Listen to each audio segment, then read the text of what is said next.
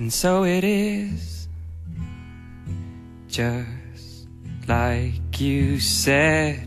How I became a Christian, I think it was pretty like abnormal because my parents were Christian and I grew up in a Christian family, and like I thought I had a conversion experience at this retreat, but I don't think that was actually true.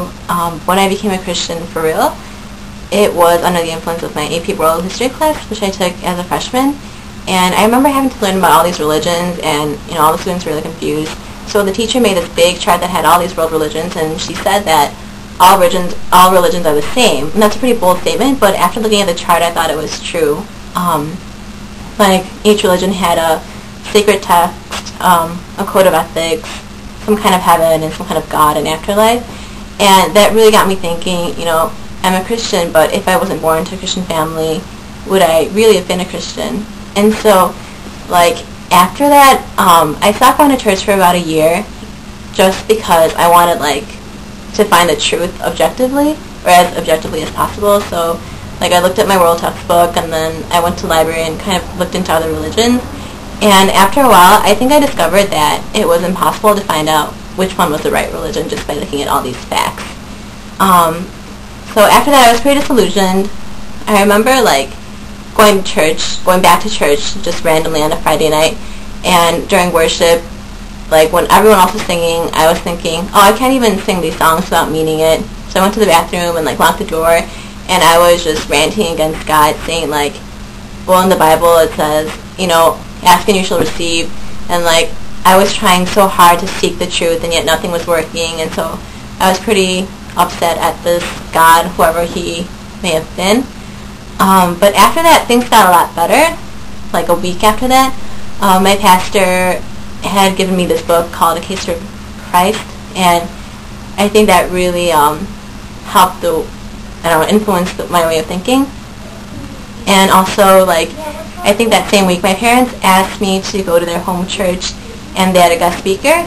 And the thing is, the speaker, like, he wasn't very eloquent or, anything special, but one thing that really hit me was he said, don't go wandering through life aimlessly, entrust your life to God, and it's not about just the facts. You have to take that leap of faith. And that really hit me because that was kind of like what I was doing. I was trying to find the truth within all these facts. And so, like, that's when I kind of made that leap of faith and said, okay, I think I'll try to see where this religion is taking me, where God is taking me. It was an anticlimactic conversion, but it's still really genuine for me, because after that, throughout high school and throughout college, especially my freshman year, I think God challenged me to do a lot of things that I wouldn't have been able to if my faith wasn't genuine.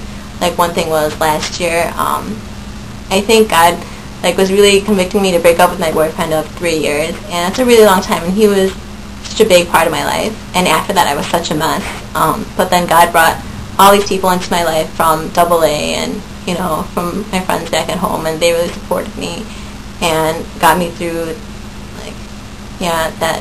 those few months. Yeah, it was really hard, but other challenges that God brought into my life, I wouldn't have been able to overcome or face if my faith wasn't genuine and God wasn't in my life. So in terms of my life after I gave my life to Jesus, I guess there aren't any big changes. It's not like I want to be a missionary or whatever. But I think that one big thing that's changed is that I know that my life is being taken care of. God is orchestrating these different events. Even though I can't really see what's going on or understand why bad stuff might be happening, it's good because when I freak out and get depressed amidst these challenges, I know that God's still in control and that He still loves me, and He's powerful and that He can take care of me. Yeah.